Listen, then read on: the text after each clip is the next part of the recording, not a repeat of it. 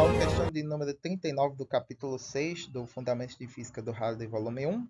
Nós temos aí a continuação do problema 2 desse mesmo capítulo, que lá na questão 2 a gente fala que vai retornar esse problema, que é o das pedras que caminham lá no deserto do Arizona, se eu não me engano, né?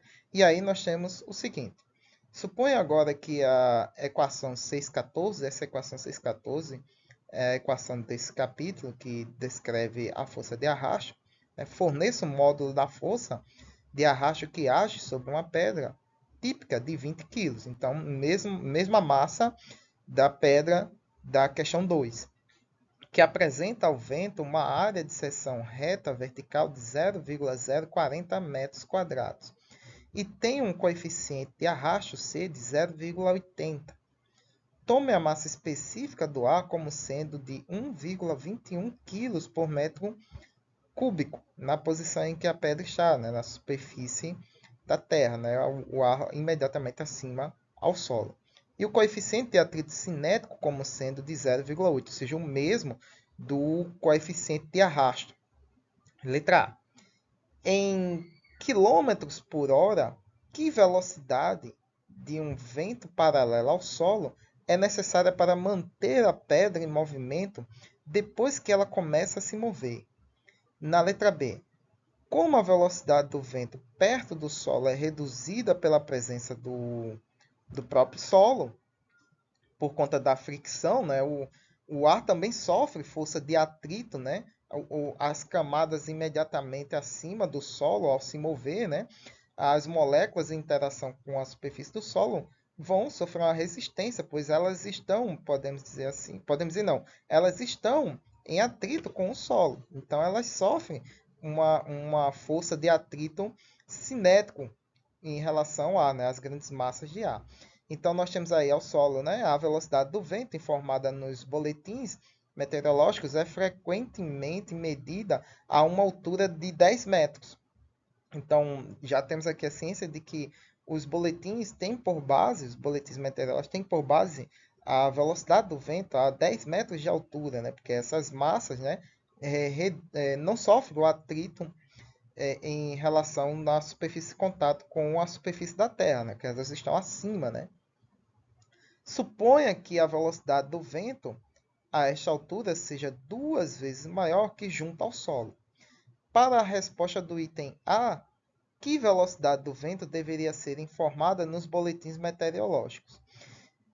Então, a gente vai descobrir na letra A qual é a velocidade do vento próximo à superfície da Terra para fazer a pedra, para manter a pedra em movimento, e essa velocidade vai ter um valor 2 vezes maior a uma altitude de 10 metros. E aí seria essa a velocidade informada pelos meteorologistas nas TVs. E na letra C, este valor que vai ser informado, né, é razoável para um vento de alta velocidade durante uma tempestade? A história continua no problema 61. E essa aí a gente não vai resolver, porque, como eu disse a vocês, a gente está só resolvendo as questões que têm níveis, né? As famosas estrelinhas. E elas são categorizadas até a questão de número 59, que vai ser a nossa última desse capítulo. Porque senão eu estaria ainda nos capítulos anteriores, porque cada capítulo tem mais de 100 questões. Então eu estou só resolvendo as que têm estrelinhas. E vamos lá começar a resolver. Então nós temos aí a nossa pedra de 20 quilos, com as áreas de seção transversal, com a sua massa, coeficiente de atrito cinético, coeficiente de arrasto do ar, né? E a densidade do ar, o qual está indo de encontro a essa pedra. Então, nós temos as forças que eu estou sobre ela, a força-peso, nós temos a força de arrasto do ar, que é o que está fazendo ela se mover, nós temos a força normal, que é oposta à superfície de contato, e nós temos a força de atrito cinético, pois essa pedra está em movimento. E lembrando que ela está em movimento com velocidade constante, né? Pois o nosso enunciado diz que é um vento necessário para manter a pedra em movimento. Então, presume-se que esse movimento é um movimento uniforme. Então, a gente presume dessa forma. E aí, se a questão enunciada não te diz nada, você presume. E aí, se você errar, então significa que a sua presunção estava incorreta, né? Por exemplo, nesse caso aqui, vamos presumir que o movimento é uniforme. E aí, no final, você chega, bate as contas não batem com a resolução. Então, significa que o movimento não era uniforme, era acelerado. E aí, você faz conforme o movimento fosse acelerado. Mas, continuando, né? Então, nós temos o seguinte. Na letra A, ele quer o vento necessário para que a pedra se mantenha em movimento. Né? Cadê aqui? Em quilômetros por hora. Que velocidade v de um vento paralelo ao solo é necessário para manter a pedra em movimento depois que ela começa a se mover. Então, a gente vai presumir realmente que é uma velocidade constante. Na questão número 2, a gente estava calculando a força necessária desse vento para colocar a pedra em movimento. Né? Para quem não se lembra ou não viu essa questão. Então, nós temos para o eixo Y, nós temos que a força resultante é a normal menos o peso, né? Que aí no nosso sistema de referências, né? Vertical eixo Y, para cima positivo, para baixo negativo, por isso peso negativo e normal positiva. Nesse caso, o horizontal eixo X, para a direita aí da sua tela do seu vídeo, positivo, para a esquerda negativo. Então, como não há movimento nesse eixo, a força resultante é nula, a normal fica sendo igual à força peso. E aí, nos lembrando, né, a força de atrito é o coeficiente vezes a normal, então a gente já sabe que é a normal vezes o peso. No eixo X, nós temos que a força resultante é a força de arrasto do vento menos a força de atrito cinético, pois a pedra já está em movimento e a gente quer a força necessária para manter esse movimento. A gente vai usar a equação da força de arrasto, né? E como a pedra está em movimento uniforme, a força resultante ela é nula. Então, isso significa que a força de arrasto aí, no mínimo, é igual à força de atrito cinético. E quem é a força de atrito cinético? É μ vezes K, μk vezes a normal. E a normal é o peso. Então, nós temos que a força de arrasto vai ser igual ao coeficiente de atrito cinético e a força peso, que é massa vezes a aceleração da gravidade. No problema 2, a força foi o seguinte.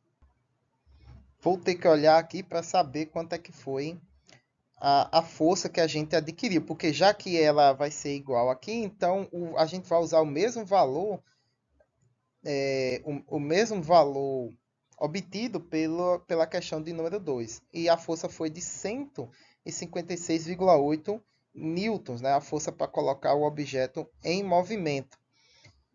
Na questão de número 2, 156,8 newtons. Então, isso significa que a força de arrasto do ar deve ser, no mínimo, 156,8 newtons para manter a pedra em movimento.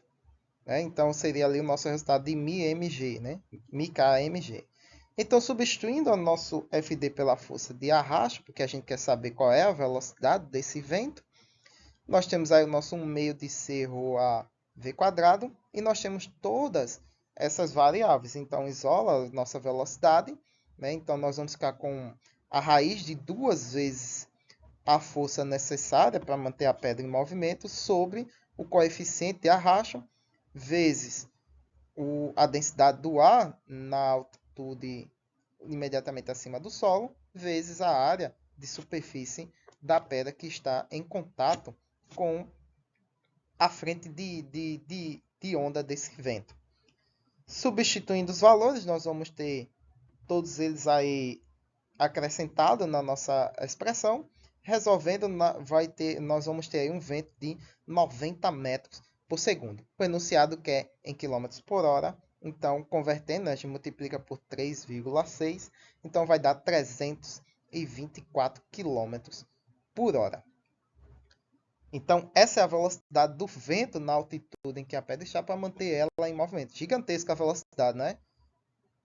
É um furacão de categoria 5, né? Então, são as rajadas de vento bem violentas. Na letra B, ele pede o seguinte. Ele pede para nós dizermos qual é a velocidade do vento que vai ser anunciada no nos canais em que se anuncia, né, as previsões do tempo, né, os canais de meteorologia, que é baseada, né, na altitude de 10 metros acima do solo. E como a gente sabe pela dinâmica da fluidez da nossa atmosfera, a velocidade dessa altitude é, no mínimo, 2 vezes maior que a velocidade do vento na superfície da Terra. Então, se na superfície a gente teve uma velocidade de mais de 300 km por hora, multiplicando por 2, a gente vai ter aí uma velocidade do vento a altitude de 10 metros e por conseguinte, essa vai ser a velocidade anunciada nos canais de meteorologia, uma velocidade de 648 km por hora. Então, é uma velocidade impensável para se ter aqui na Terra, né? Pela dinâmica que a gente sabe dos ventos, não é uma velocidade razoável, né? Que é o que pede a letra C. Este valor é razoável para um vento de alta velocidade durante uma tempestade? Não é, né? A gente sabe que os ventos registrados mais fortes que se deram aqui, se eu não me engano, foi de 400 e pouco. Eu acho que eu anotei aqui. Deixa eu colocar aqui. Tá, eu coloquei aí. Os ventos mais fortes registrados são de 512 km por hora, né? Que é aí um furacão de categoria 5, ou seja, já é um vento provocado por uma tempestade e não por simples dinâmicas de troca de calor e de movimentação de massas de ar, digamos assim, entre aspas, em um dia típico, né? Então isso já seria um vento muito superior a um vento de um furacão de categoria 5. Então não é razoável e eu até digo que não seria plausível, né? De acontecer, ou improvável de acontecer, não plausível, mas pelo menos improvável de acontecer. A gente tem aí em outros planetas, temos ventos sim, bem violentos, mas a dinâmica atmosférica dele, de trocas de calor e energia, é bem mais intensa e bem diferente das condições aqui do nosso planeta Terra. Muito bem, pessoal, espero que eu tenha contribuído e ajudado na compreensão dessa questão. Crítica, dúvidas e sugestões aí na caixa de comentários. Curtam, compartilhem e não se esqueça de se inscrever se você aqui é novo, se puder. Né? E até a próxima questão.